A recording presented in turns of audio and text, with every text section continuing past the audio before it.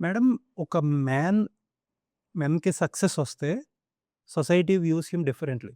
Successful పర్సన్‌కి ఒక respect ఇస్తారు. ఒక చిన్నపాటి భయభక్తులు, భయం అనను గాని భయభక్తులు అంటే భయముంది. సెపరేట్‌గా భయముంటుంది. ఉంటది. ఓకే. భయముంటుంది. మరి విమెన్ సక్సెస్ అయినప్పుడు సేమ్ రెస్పెక్టో, సేమ్ భయభక్తులో వీటిని ఏముండవండి. కమాండ్ చేస్తారా? డెఫినెట్‌లీ ఉండవండి. ఎప్పటికప్పుడు నేను రెస్పెక్ట్ కోసం పోరాడాల్సిందే.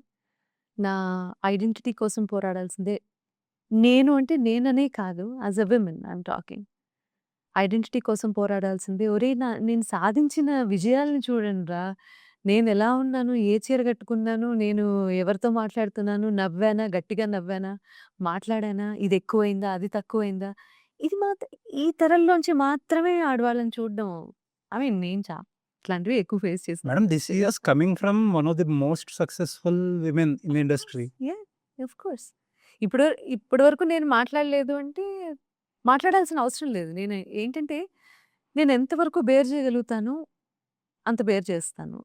బేర్ చేయలేని పరిస్థితుల్లో నేను అక్కడి నుంచి వెళ్ళిపోతాను. అక్కడి నుంచి తప్పుకుంటాను. కానీ బయటకొచ్చి నాకిలా జరిగింది తెలుసా అని మాట్లాడటం నాకిష్టం లేదు. ఎందుకంటే this is everyone's problem. Not just me. అమెరికాలో ఇప్పటి వరకు విమెన్ ప్రెసిడెంట్ రాలేదు. దానికి రీజన్ ఏంటనేది మనకు తెలీదు. ఎక్కడ చూసినా కూడా యాస్ ఎ విమెన్ ఏ పొజిషన్‌లో ఉన్నా కూడా ఇటువంటివి ఖచ్చితంగా మాట్లాడతారు కూర్చోబెట్టి మాట్లాడితే.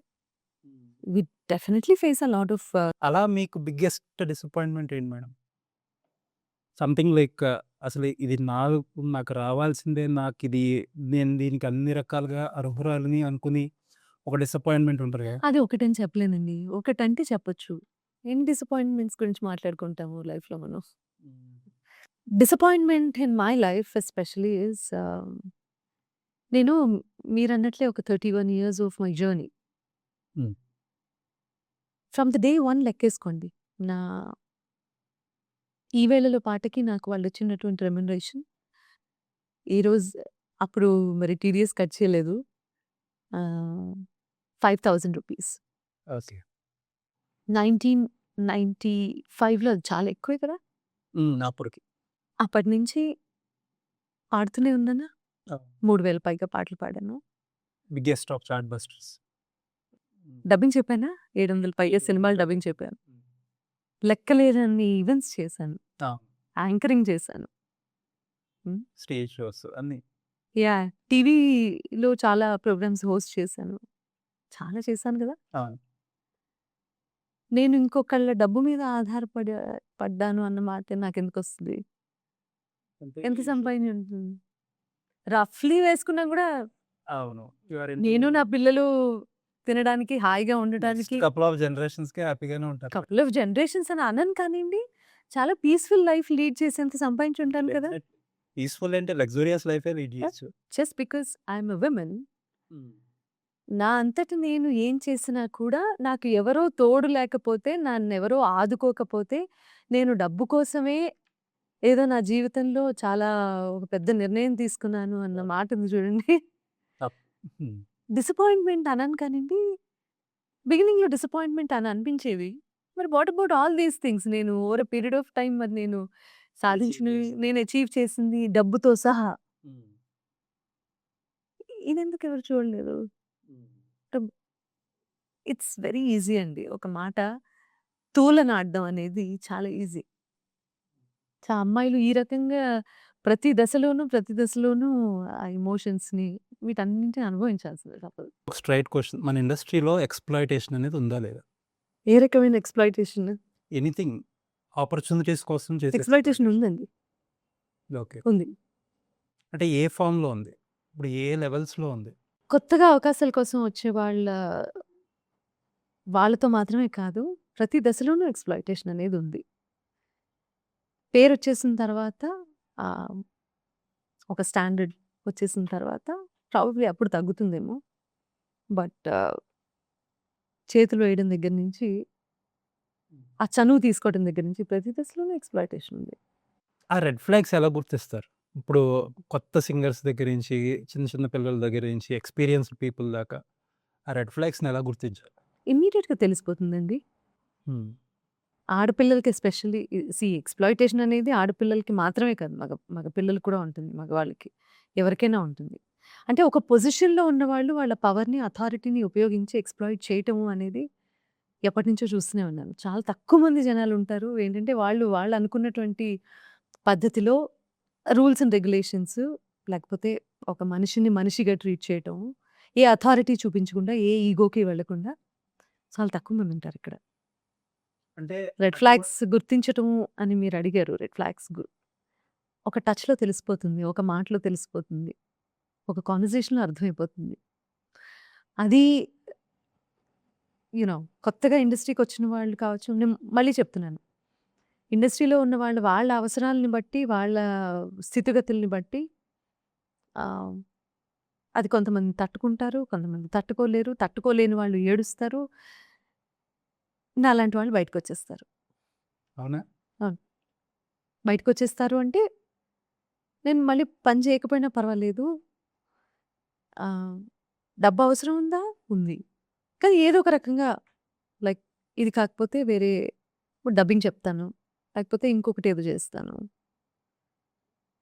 ఎప్పుడు మేడం ఫస్ట్ మీరు ఫేస్ చేసింది ఇటువంటి ఇష్యూ ఎప్పుడు? వెన్ ఐ వాస్ 18 ఎక్స్‌ప్లాయిటేషన్ గురించి కాదు కానియండి, జడ్జ్‌మెంట్ గురించి మాట్లాడతాను నేను. హ్మ్.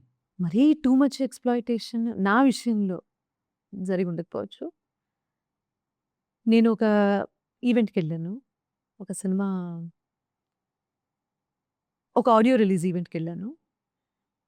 ఒక జర్నలిస్ట్ ఇలాగ నా ఎదురుగుండా కూర్చొని నేను స్టేజ్ మీద ఉన్నప్పుడు అతను నా దగ్గరకొచ్చి చెప్పారనమాట. "మీరు గట్టిగా నవ్వుతున్నారు. నవ్వకండి" అని చెప్పారు. "మీరు ఈ కెరీర్‌లోనే కాదు, ఈ సమాజంలో మిమ్మల్ని ఒక మంచి ఆడదానిగా గుర్తించాలి అంటే, మీరు గట్టిగా నవ్వకూడదు పబ్లిక్‌లో" అని చెప్పారు. Hmm. Okay. That was my first learning అనుకోండి.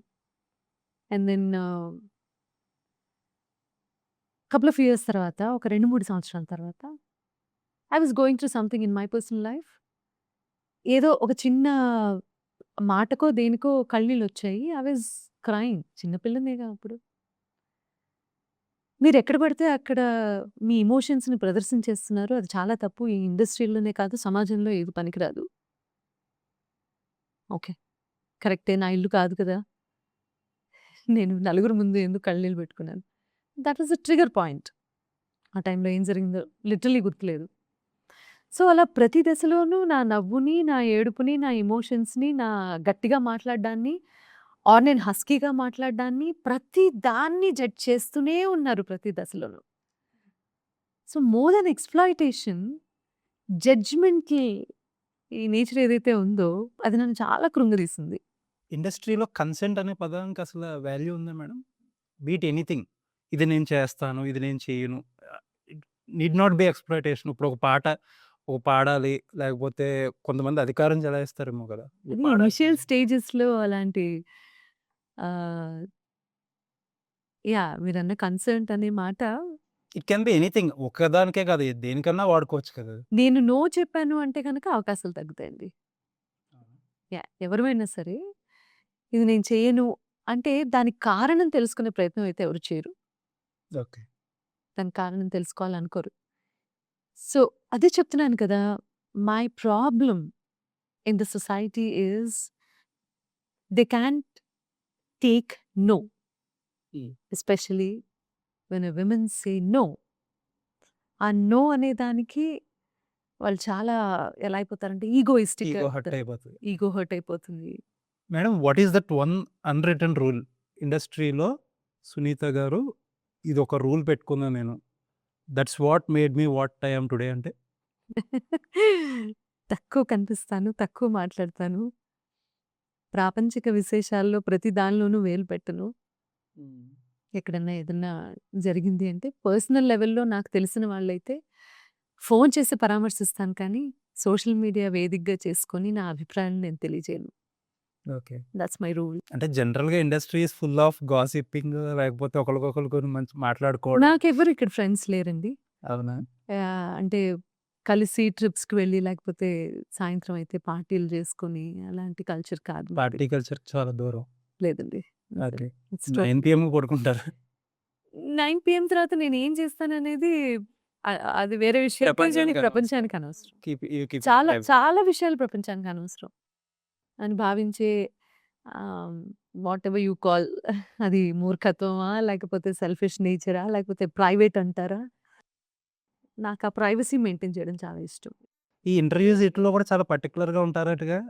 నేను కొన్ని విషయాల్లో కొన్నే మాట్లాడతా. కొంతమంది గురించి మీరు అడిగినవి నేను మాట్లాడను. పర్టిక్యులర్‌గా ఉంటా అని చెప్తారంటగా చాలా స్ట్రిక్ట్‌గా. డెఫినెట్‌లీ అండి. ఎందుకంటే ఒక ఇంటర్వ్యూ చేస్తున్నాను సునీత గారితోని ఎవరితో మాట్లాడితే దే వర్ సర్ప్రైజ్డ్. ఎందుకు? అన్ని టాపిక్స్ మీద ఆవిడ మాట్లాడరు. And couple of people try చేసినా సరే ఈ టాపిక్ మీద అయితే నేను మాట్లాడను అని అన్నారంట అని చెప్పారు. ఖచ్చితంగా చెప్తానండి. దేశ సేవ చేయటానికి, దేశాన్ని ఉద్ధరించే రాజకీయ నాయకురాలిని కాదు. హ్మ్. సమాజంలో ఒక టార్చ్ బేరర్‌గా నిలబడి, ఏదో మార్పు తీసుకొచ్చే దారిలో నేను లేను. నేనల్లా నా కుటుంబం, నా పిల్లలు బావుంటున్నారు. వాళ్ళు తిన్నారా? వాళ్ళ ఫ్యూచర్ బావుందా? నా తల్లిదండ్రుల ఆరోగ్యం బావుందా? నా ఫ్యామిలీ ఏంటి? వాళ్ళు కంఫర్టబుల్‌గా ఉన్నారా? చూడ్డానికి మొదలుపెట్టాను నా సంపాదన. At the age of 17. అంతకు ముందే ఇన్‌ఫాక్ట్ ఆల్ ఇండియా రేడియో. నేను నా కుటుంబాన్ని పోషించుకోవటానికి ఈ రంగంలోకి అనుకోకుండా వచ్చినా కూడా ఇక్కడ స్థిరపడ్డాను. బట్ ఒకసారి సక్సెస్ వచ్చాక మీ మాటకుండే వాల్యూ కొంచెం అంటే అందరూ రికగ్నైజ్ చేస్తారా అనేది వేరే విషయం గానీ ఇందాక మాట్లాడుకున్నాం. బట్ దానికుండే మాటకుండే వెయిట్ పెరుగుతుంది గదా! అలా అని చెప్పి ప్రతి దానిలోనూ నా అభిప్రాయం అవసరం లేదనుకుంటా. ఓకే. దేనికి? దేనికి నా అభిప్రాయం చెప్పాలి? అంటే అడక్కపోయినా నేను ఒక్క మాట కూడా మాట్లాడను. మీరడిగితే నేను ఇంటర్వ్యూకొచ్చాను. అవును. మీరు నన్ను అడిగితే నేను సమాధానం చెప్తున్నాను. అవును. అడగకుండా నేను ఏది చెయ్యను. అడగకుండా నేను ఏది మాట్లాడను.